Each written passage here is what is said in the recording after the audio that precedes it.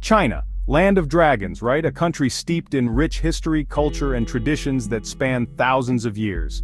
From the majestic Great Wall to the vibrant dragon dances that light up festivals, China is a place where the past and present coexist in a fascinating blend. But there's something else happening in modern China that's causing quite a stir. But here's the thing. Not enough baby dragons these days.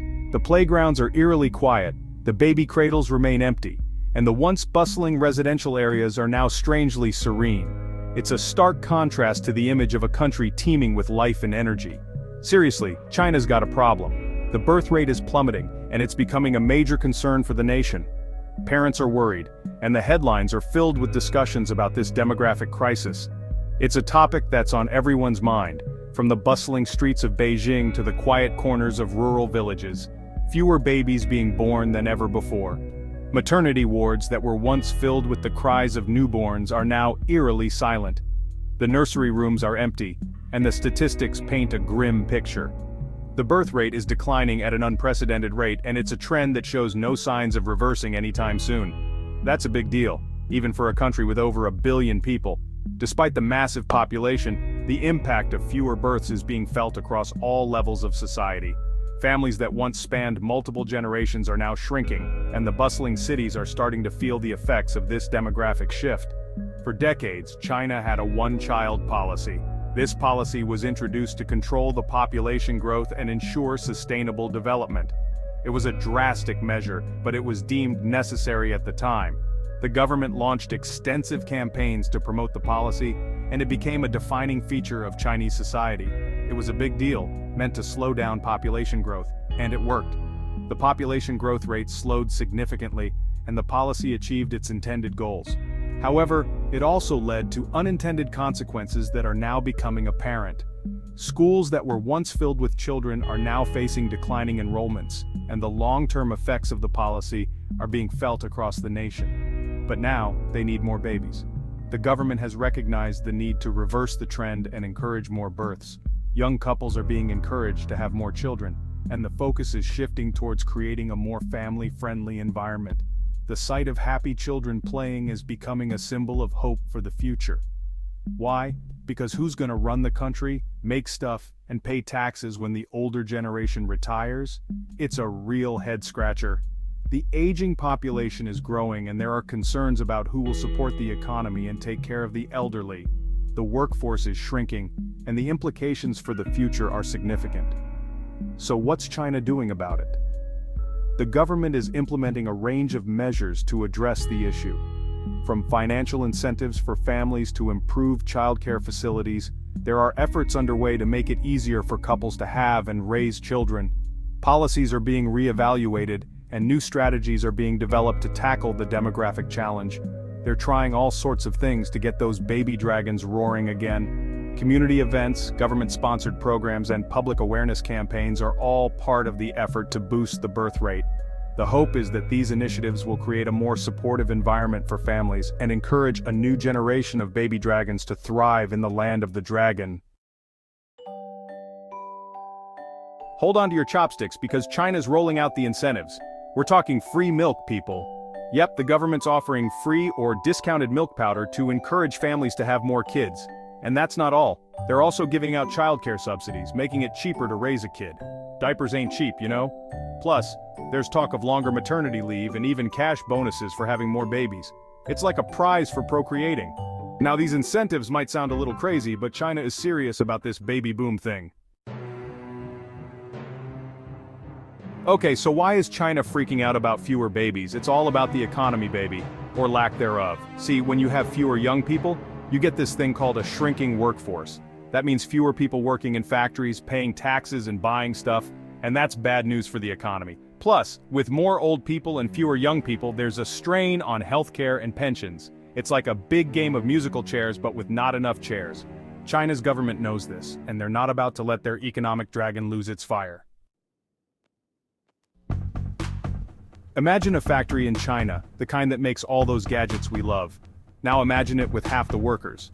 Not as efficient, right? That's what China's worried about. Fewer babies today mean fewer workers tomorrow, and that means a weaker economy. It's a simple equation, really. Some experts are even saying that China might get old before it gets rich. That's not a good look for a country trying to be a global superpower. So, what's a country to do? Well, they're trying to boost those birth rates by any means necessary. That's the million-dollar question, isn't it? It's a topic that's been on everyone's mind lately. Will free milk and childcare subsidies be enough to convince Chinese couples to have more kids? Some folks say yes. They believe that these financial incentives could be the key to reversing the declining birth rates in China. After all, raising a child is expensive, and any help from the government is bound to be appreciated. They argue that money talks, and these incentives will make a difference. For many young couples, the cost of living is a significant barrier to having more children. With the rising prices of housing, education, and healthcare, it's no wonder that some are hesitant to expand their families. These subsidies could alleviate some of that financial pressure, making the prospect of having more children more appealing. However, others aren't so sure. They say that having kids is about more than just cash. It's about the overall lifestyle and the quality of life that parents can provide for their children. Many believe that even with financial incentives, the challenges of modern life in China, such as long working hours and limited access to quality childcare, make it difficult for families to consider having more children. It's about lifestyle, cost of living, and all that jazz. The pressures of urban living, the competitive job market, and the desire for personal freedom and career advancement all play a role in the decision to have children. For some, the idea of balancing a demanding career with the responsibilities of parenthood seems overwhelming, regardless of financial support.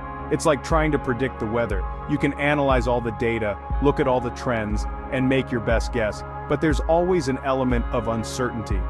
The same goes for predicting birth rates and the effectiveness of government policies. You can look at the clouds all you want, but you never know for sure if it's gonna rain.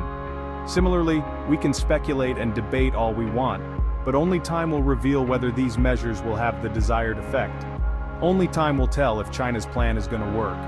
The future of China's population growth hinges on a complex interplay of factors, and while financial incentives are a step in the right direction, they may not be the sole solution. Cultural attitudes, societal expectations, and individual aspirations will all influence the outcome.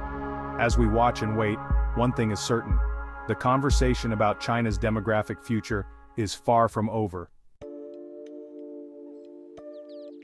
Section 6, more than just money. Here's the thing, having kids is a big decision. It's a life-changing commitment that goes beyond just the financial aspect. It's not just about whether you can afford diapers and formula. Sure, those are important, but they are just the tip of the iceberg. It's about whether you can afford the time, energy, and emotional investment. Raising a child requires a lot of patience, dedication, and love. And in China, young people are facing a lot of pressure.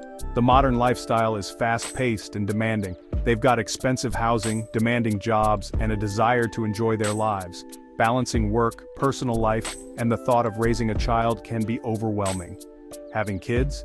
That's expensive, time-consuming, and let's face it, not always Instagram-worthy.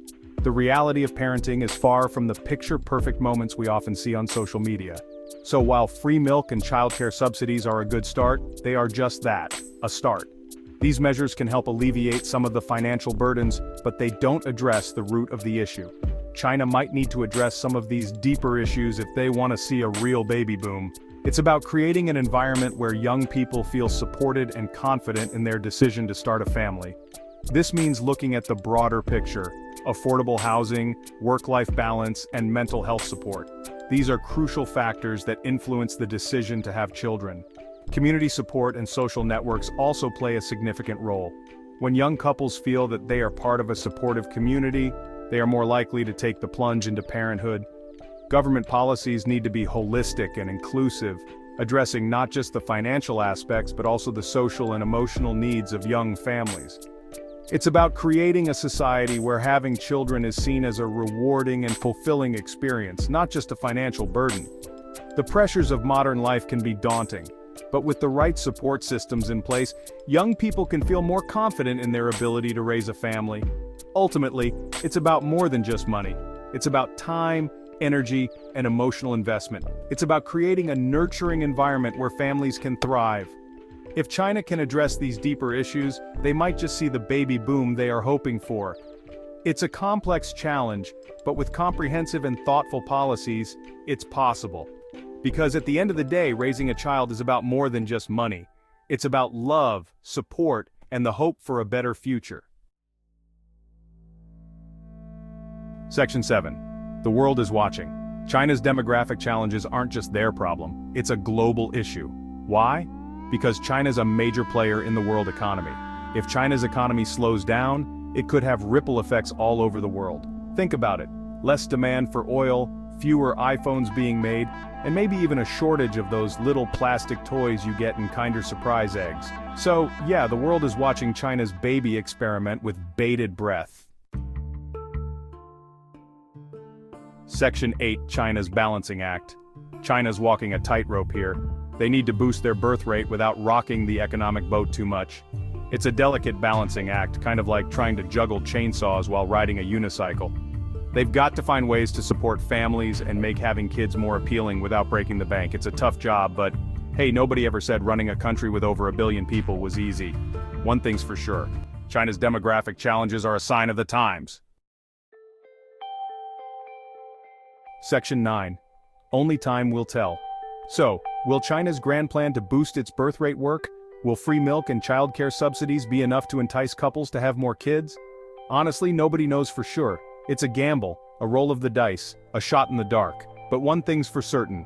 China's taking its demographic challenges seriously, and they're willing to try some unconventional methods to address them. Only time will tell if their efforts will be enough to secure a brighter future for the nation.